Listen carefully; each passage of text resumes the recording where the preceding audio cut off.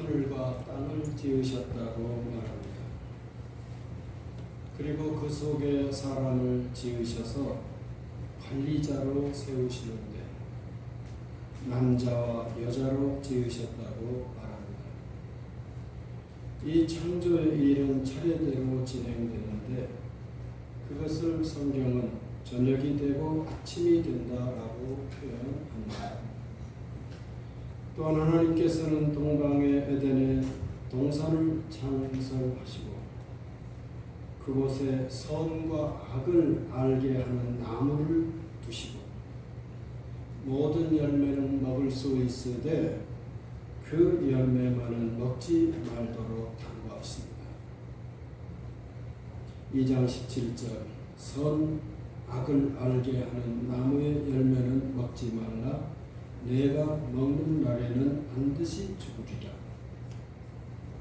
이와 같은 내용들은 창세기의 문학적 기법을 보여줌과 아울러 실상은 하나님의 경륜과 질서를 생각하도록 이끄는 것이겠습니다. 이와 같이 두 겹줄이 만물 속에 자리 잡고 있는 것입니다. 이것은 오늘 우리가 주목해야 할 내용인 줄 믿습니다. 전도자는 이 내용을 더 실감나게 증거합니다. 세상 만사를 두 가지 가닥으로 마치 이진법처럼 서술합니다. 범사에 기한이 있고 천하만사가 다 때가 있다 하면서 그 실상을 길게 언급을 하고 있습니다. 전도서 3장 1절 이하입니다. 날 때가 있고 죽을 때가 있으며 심을 때가 있고 심은 것을 뽑을 때가 있으며 사랑할 때가 있고 미워할 때가 있으며 전쟁할 때가 있고 평화할 때가 있느니라고 말씀합니다. 이 내용을 보면 온 세상은 두 가지 가닥으로 수렴이 되고 이는 만물 속에 깃든 기본 틀이라고 할 수 있습니다. 그렇게 본다면 오늘 시편도 역시 저는 동일한 것을 볼 수 있다고 생각합니다. 시편 34편은 히브리 알파벳을 따라 지어진 공교한 정형시입니다. 일부 조금 불완전한 것이 있긴 하지만 히브리 알파벳 22자 이 전체를 첫 글자로 하는 매우 신경 쓴 시 형식을 이루고 있습니다. 우리는 하나님을 향해 감사하고 찬양하는 내용으로 인해 이 시편을 통해서 깊은 감동을 받게 됩니다. 8절 너희는 여호와의 선하심을 맛보아 알지어다 그에게 피하는 자는 복이 있도다 라고 하며 10절 젊은 사자는 궁핍하여 줄일지라도 여호와를 찾는 자는 모든 좋은 것에 부족함이 없으리로다고 노래합니다. 시편은 거의 모든 경우에 각 시편을 이해할 수 있도록 해설을 붙이면서 시작합니다. 시편 연구자들에 의하면 이 표제 부분이 본문보다 나중에 덧붙여졌다고 이해를 합니다. 시인들이 이것까지 짓지는 않기 때문입니다. 시인은 시를 짓고 감상은 독자의 몫으로 주어진 것입니다. 오늘 34편은 다윗이 사울을 피해 요리할 때 가나안 원주민 아기스 왕에게 찾아갔고 그때 그의 신하들이 다윗의 정체를 알림으로써 다윗에게 닥쳐오는 위기 상황을 소개하고 있습니다. 사무엘상 21장 10절 이하에 나오는 이야기입니다. 사무엘상에서는 아기스 왕이라고 하는데 오늘 시편은 아비멜렉이라고 하는데 그 이유는 알 길이 없습니다. 이렇게 보면 시편에도 짓는 시인과 감상의 기준이 나오는 식으로 두 가닥으로 된 하나님의 말씀임을 깨닫게 됩니다. 이 두 겹의 흐름은 갈라디아서에 와서는 율법과 복음, 즉 혹은 은혜로 이어집니다. 하나님께서는 지난 시절에 율법을 주셨는데 이제는 예수님으로 말미암아 은혜의 복음을 주셨다는 것입니다. 갈라디아서 1장 12절 이는 내가 사람에게서 받은 것도 아니요 배운 것도 아니요 오직 예수 그리스도의 계시로 말미암은 것이라고 말씀하여 바울 사도께서 누리는 이 복음의 일은 은혜의 일은 예수님으로 말미암은 것임을 말씀합니다. 그리고 이 내용을 요한복음은 더 분명하게 증거합니다. 요한복음 1장 17절 율법은 모세로 말미암아 주어진 것이요 은혜와 진리는 예수 그리스도로 말미암아 온 것이라고 증거합니다. 이 두 가지 역시 즉 율법과 그리고 은혜와 진리 이 두 가지 역시 하나님께서 일하시는 두 줄기의 내용이라고 하겠습니다. 하늘과 땅, 남자와 여자, 저녁과 아침, 선과 악, 시인과 감상하는 독자, 율법과 복음, 그리고 유다인과 이방인 등은 우리 하나님의 뜻을 헤아리는 일에 아주 소중한 틀이 되고 있습니다. 성도 여러분, 이 내용을 주목하면서 말씀을 더 살펴갑시다. 오늘 갈라디아 교회는 다른 복음을 줬도록 미혹하는 이들로 인하여 어려움을 겪고 있음을 알리고 있습니다. 5장 7절 너희가 다름질을 잘하더니 누가 너희를 막아 진리를 순종하지 못하게 하더냐라고 말씀합니다. 여기서 진리는 복음 혹은 은혜의 다른 말이라고 하겠습니다. 또 앞에서도 사도께서는 같은 논리를 펴니다. 3장 1절 어리석도다 갈라디아 사람들아 예수 그리스도께서 십자가에 못 박히신 것이 너희 눈앞에 밝히 보이거늘 누가 너희를 꾀더냐 라고 다그칩니다. 갈라디아 교인들에게서 심한 실망감을 사도께서 표하지만 그래도 목자의 마음은 흔들리지 않는 견고한 모습을 보입니다. 진실로 우리 모두 흠모할 만한 사도의 모습이라고 생각합니다. 우리는 얼마나 상대방이 나를 배신하거나 실망시킬 때 얼마나 극심한 분노를 표출합니다. 정말 사도의 마음을 뒤흔들어 놓는 갈라디아 교인들의 이 변심에도 사도께서는 그 사랑하는 마음을 거두지 않고 도대체 누가 너희를 꾀었으며 누가 너희를 걸려 넘어지게 하였느냐라고 그 화살을 다른 곳으로 돌리고 있기 때문입니다. 성도 여러분, 이 혼란의 밑바닥에는 앞서 우리가 본 하나님의 일을 잠시 망각한 것이 자리 잡고 있습니다. 갈라디아 교회 안에는 두 가지 가닥의 구성원이 있었습니다. 하나는 유대인 그리스도인이요 또 하나는 헬라인 로마인으로 대표되어지는 이방인들이었습니다. 그런데 4절에 나오는 은혜에서 떨어진 이들이 이 둘 사이를 갈라옴으로써 갈라디아 교회는 큰 혼란에 빠지고 경랑에 휩쓸리게 되었습니다. 그래서 사도께서는 무엇이라고 말합니까? 3장 28절 너희는 유대인이나 헬라인이나 종이나 자유인이나 남자나 여자나 다 그리스도 예수 안에서 하나이니라고 말씀합니다. 이렇게 훌륭한 신앙을 고백하면서 하나인 교회를 이루었던 갈라디아 교회가 이렇게 혼란에 휩싸여 버렸다는 것입니다.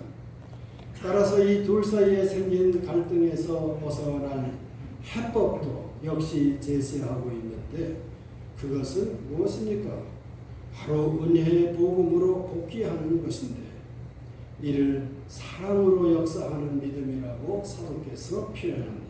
6절 그리스도 예수 안에서는 할례나 무할례가 효력이 없으되 사랑으로서 역사하는 믿음뿐이라고 말씀하여 이 혼란에 휩싸인 갈라디아 교회가 다시금 본래의 자리로 복귀할 수 있는 길을 깔끔하게 제시해주고 있습니다. 하나님께서 예수님으로 말미암아 성령님 안에서 이루신 복음의 일을 회방하고 그르친 이 혼란은 다름 아니고 이방인을 품지 못한 유대인 그리스도인들의 몇 가지 일 때문이라고 생각하고 우리는 그 몇 가지의 일을 기억하고 싶습니다. 우리는 그것을 세 가지로 생각해 보는데 첫째, 습관이요 관습입니다. 성도 여러분, 습관하고 관습은 단어를 그냥 그 글자를 거꾸로 한 것일 뿐입니다만은 우리가 쓸 때 그 의미는 사뭇 다른 것 같습니다. 습관이라 하면 개인적인 자원인 것 같고 관습이라 하면 사회적인 행태를 담고 있습니다. 복음과 진리를 방해하는 주범은 그런 뜻에서 습관일 수도 있고 또 관습일 수도 있다고 생각합니다. 유대인 그리스도인들은 할례와 또 먹는 문제, 나를 지키는 것들 등등 이것들을 강하게 주장했습니다. 예수님을 영접하는 것만으로는 부족하고 여기에 더해 이런 습관 혹은 관습까지 수용하라는 주장이었습니다. 성도 여러분, 교회 공동체 속에서 누군가의 습관이 교회 공동체에 부담을 안길 수 있음을 기억하시기 바랍니다.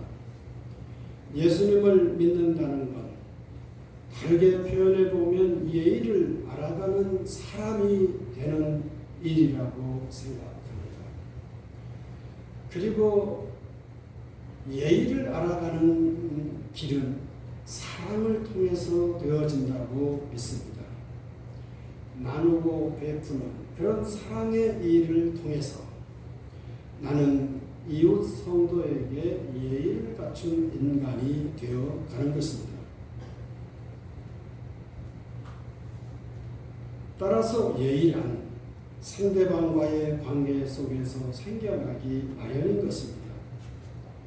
교회를 다니면서도 예의를 모르는 참으로 무례한 경우를 볼 수 있습니다.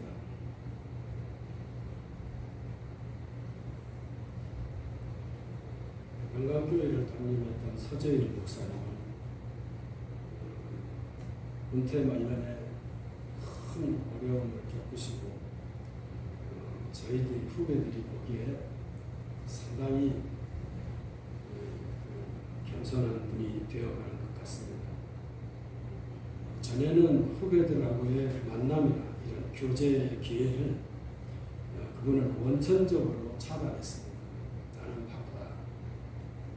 근데 요즘은요, 부족한 저에게도 연락을 하고 우리 한국 사람들은 교제한다고 할 때 뭘 한다고 하죠? 밥 먹자. 그래서 김 목사 밥 먹읍시다. 제가 살게요. 저는 현역이고 목사님은 예비군 아닙니까? 그러면 예배 없이 당신이 사고하십니다. 한두 번 만나면서 그분이 참 새삼스럽게 전해주는 우리 선진들의 이야기입니다. 아마 50년대, 60년대 정도를 배경으로 하는 것 같은데요. 6.25 때 그렇게 보면 50년대, 60년대가 아니고 40년대까지 거슬러 올라갈 것 같네요. 우리 교단과 아주 긴밀한 관련을 가지고 있는 송창근 목사님. 이번은 불행하게도 북한군에 후퇴하는 북한군에 의하여 납북이 됐고 그분의 생사는 지금껏 알려진 바가 없습니다. 한국 교회에 그분이 살아계셨다고 한다면 지금처럼 교회가 분열되지는 않았을 것이다. 그렇게 무척 아쉬워하는 정말 존경받는 목회자였다고 합니다. 근데 그분이 종종 그러셨대요. 세상에는 무서운 것이 둘이 있다. 말할 나위 없이 하나는 호랭이고 호랭이는 진짜 무서운 말이에요. 둘째는 호랑이 빼야 되겠네요. 호랑이 아니고 일본 순사라고 하는 사람들이 자기 동족에게 얼마나 심했던지 그 당시를 살았던 한국 사람들은 저기 순사가 온다 그런다면 어린 아기들께 울던 울음을 그쳤다고 합니다. 그리고 목사님은 사실 이 얘기를 하고 싶어서 그 말씀을 하셨는데 신앙은 좋은데 신앙은 열심히 뜨거운데 무식한 교회. 그거는 어떻게 해볼 도리가 없다. 뼈저린 얘기죠. 교회 다니면서 교양이 없는 예의가 없는 그러면서도 예수님을 믿는 일에 있어서는 선두주자라고 생각하는 분이 있다면 그런 분들은 이웃을 정말 전율케 하는 그런 상대인 것 같습니다. 혹시 우리 내면에도 나 자신이 의식하지 못하는 그래서 이웃에게 무례로 비춰질 수 있는 그런 습관은 없을까요? 혹은 우리 공동체 안에 내면화된 관습이 있어서 이웃 누군가가 교회 속에 들어오는데 걸림돌이 되는 그런 관습화된 분위기는 없을까요? 이것을 가끔씩 헤아려 보시기를 권고합니다. 둘째는 욕망입니다. 유대인은 온 세상을 율법으로 묶으려는 욕망으로 충만한 민족입니다. 이런 모습은 예나 지금이나 별로 달라진 것 같지 않습니다.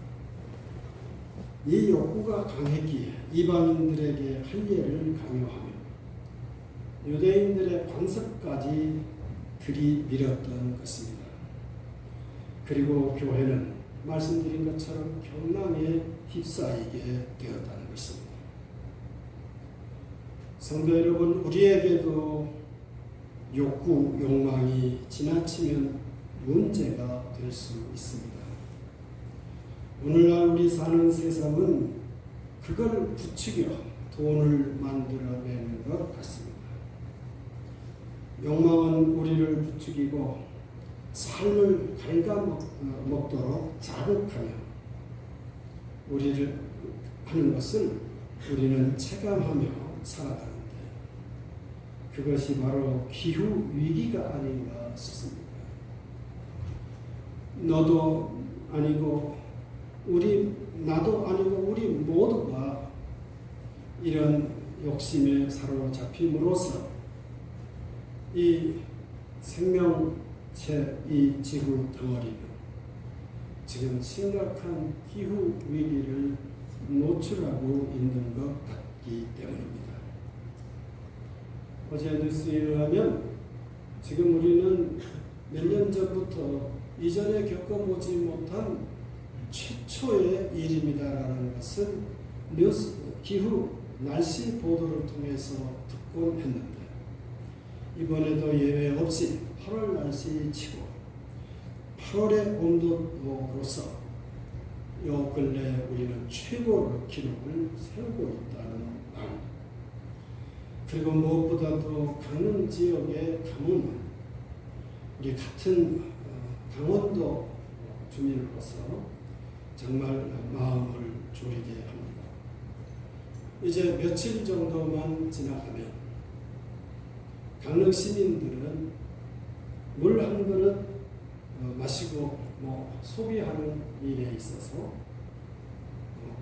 정말 초긴장 상태에 들어갈 것 같습니다.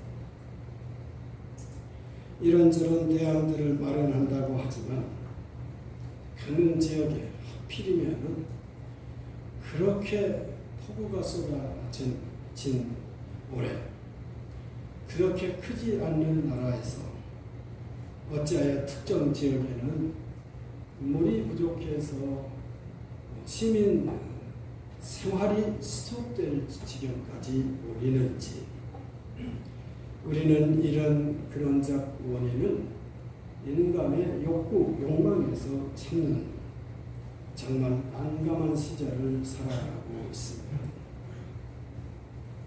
끝으로 교만입니다. 헬라인, 로마인들을 향한 유대인들의 교만입니다.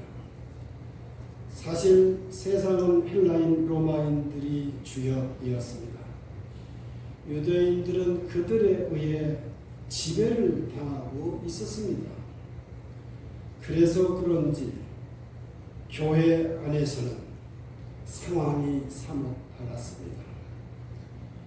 유대인이면서 예수님을 믿는 그리스도인들은 역설적으로 이방인을 향해 더 교만했던 것 같습니다.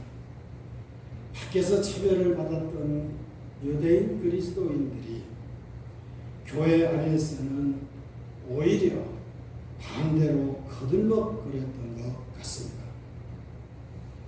때로는 자기들의 관습을 밀어붙였고 때로는 욕망을 신앙으로 분치하여 저들을 압도하려 했던 것입니다. 그래서 3장 5절로 사도께서는 저들을 일깨우고 있습니다.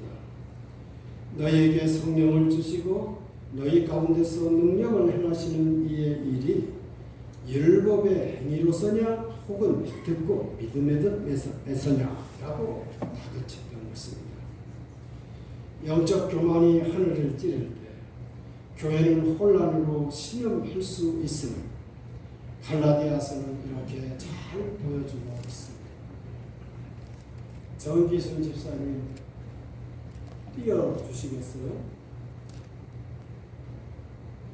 성도 여러분, 저 한자를 읽으실 수 있으시겠죠? 우리는 한자로부터 멀어진 시대를 살기 때문에 저 글자를 읽지 못하는 분들도 꽤 있을 것 같습니다. 저는 최근 어느 분을 통해 이 사치라고 읽는 한자말을 주목하게 되었습니다. 이 글자는 사치, 우리가 사치스럽다라고 할 때 쓰는 한자인데 참 재미있잖아요. 맨 사자에 맨 위에는 큰 대자가 있고 그 밑에는 사람을 가리키는 놈자라고 하는 것이 바닥에 자리 잡고 있죠. 그리고 치는 사람 인변에 많은 다입니다. 사치라는 말을 한자로 읽으니까 느낌이 새로워져요. 사치, 사라는 글자와 치라는 글자 모두 다 크거나 많기를 욕망하는 것을 저 글자 속에, 그림 글자 속에 담고 있더라는 것입니다. 우리는 이미 먹고 살만한 그런 지점에 있음에도 불구하고 우리는 여전히 크고 많은 것을 욕망하고 살아가는 것 같습니다. 그리고 우리에게는 필수적인 것이 아닌 사치가 생겨난다고 생각합니다. 성도 여러분, 성경을 읽으시다가 참 묘한 곳이 하나 있다고 보는데, 출애굽 당시 모세가 시내산에 올랐을 때 백성들은 그가 공백으로 남긴 것을 달래줄 신상으로 신상을 만들기를 원했고, 아론은 그 일을 감당했다는 것입니다. 아론의 말을 들어보십시오. 출애굽기 32장 2절입니다. 아론이 그들에게 이르되 너희의 아내와 자녀의 귀에서 금고리를 빼어 내게로 가져오라. 모세를 극단적인 분노로 몰아넣었던, 그래서 하나님의 진노를 샀던 그 비극적인 사건은 그들이 지니고 있는 금덩어리로 만든 것이 아니라 저들의 아내와 자녀들의 귓가에 달려있는 사치품 귀걸이에서 만들어진 사치품이었음을 성경은 말합니다. 출애굽기 12장 35절을 보면 이 사치품은 출애굽을 할 때 그 이별하는 순간 애굽 사람들에게 요구하여 자기들이 지닌 것이었음을 보여줍니다. 이스라엘은 애굽에서 철하시는 것처럼 종살이 하였습니다. 종살이에게 무슨 사치품이 있었겠습니까? 그래서 애굽 사람들이, 그 지배자들이 누리던 사치품을 요구했고, 그 외에도 더한 것들을 그들에게 전해줌으로써 이스라엘은 무일푼 빈손으로 나오는 것이 아니라 사치품까지 지닌 민족이었음을 성경은 보여줍니다. 그리고 그렇게 얻은 자기들의 본래의 것이 아니었던 사치품을 가지고 금송아지를 만들었고, 금송아지는 그들을 멸망의 구렁텅이로 몰아넣는 주범이 되었습니다.